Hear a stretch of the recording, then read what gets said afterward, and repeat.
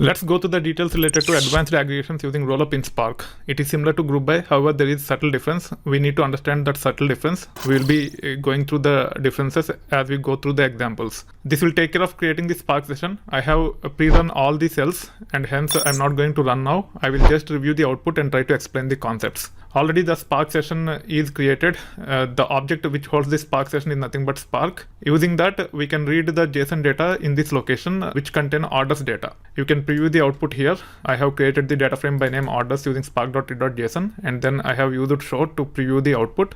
You can see the first 20 records. This will actually give you the details about the schema. It contains 4 fields: customer ID, date, ID, and status. You can also preview the count.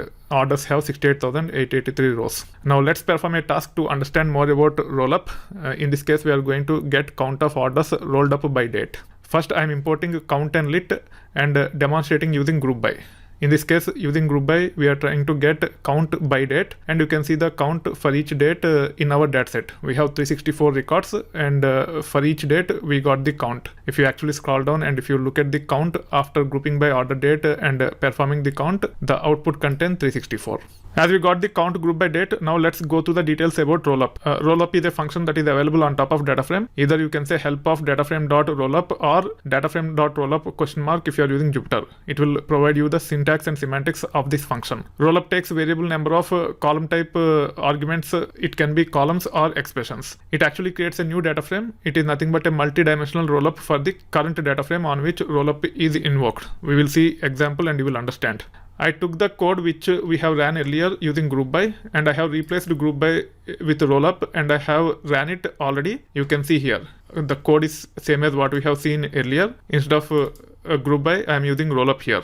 Just to make sure that data is sorted properly, I am using order by. You can ignore this. That being said, if you run this, you can see that on top of count for each date, we also got the total count. So it actually rolled up based upon all the records, and it created a record with the order date as null, and we got the total count of orders as part of the output. Now if you scroll down and if you run count on top of this data frame which is generated using rollup, it actually returned 365.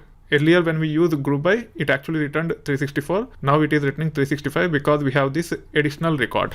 Now let's go through another task. As per this task, we have performed count of orders rolled up by month as well as date. In contrast with the earlier one where we have performed count by date, now we are going to perform count by both month as well as date. You will see an additional record per month.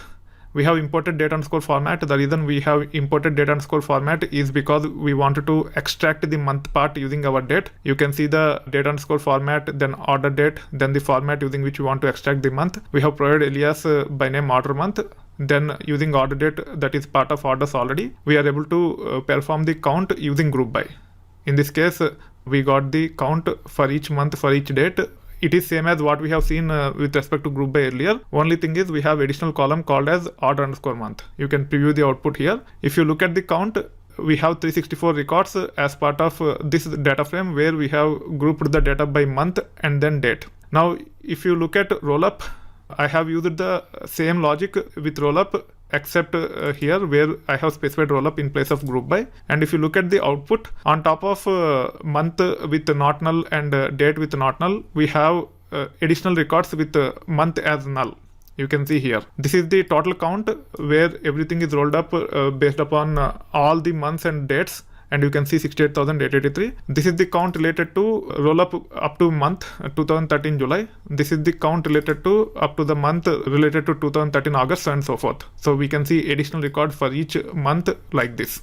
If you look at the count with respect to group by, we have seen 364. Now with respect to rollup based on month and date, you can see 378.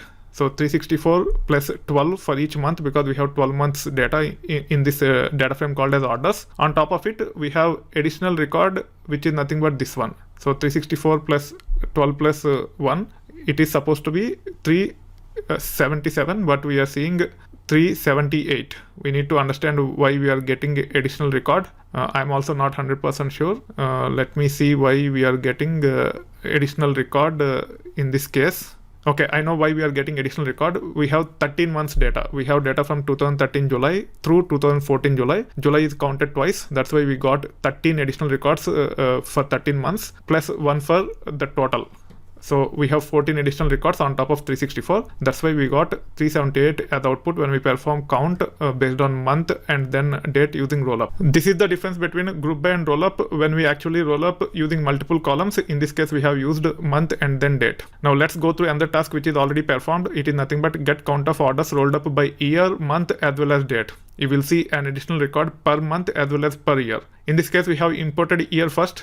Using the year, we have extracted the year part along with month, and also we have used the date that is already there as part of the orders. Then we got count group by year, month and date, and you can see the output. The output is same as what we have seen with respect to group by earlier. On top of order date and order count, we are able to see month as well as year. Now, if you look at the count, it is same as what we have seen earlier. Whether you group by date alone or group by month and then date or group by year, month and date, the count is same. However, if you use rollup and if you try to roll up using year, month and then date, you can see the output here.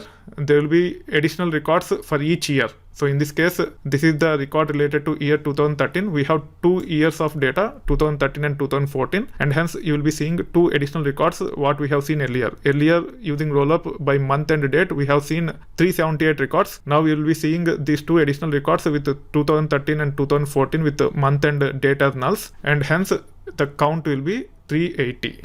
You can see the count here, it is nothing but 380.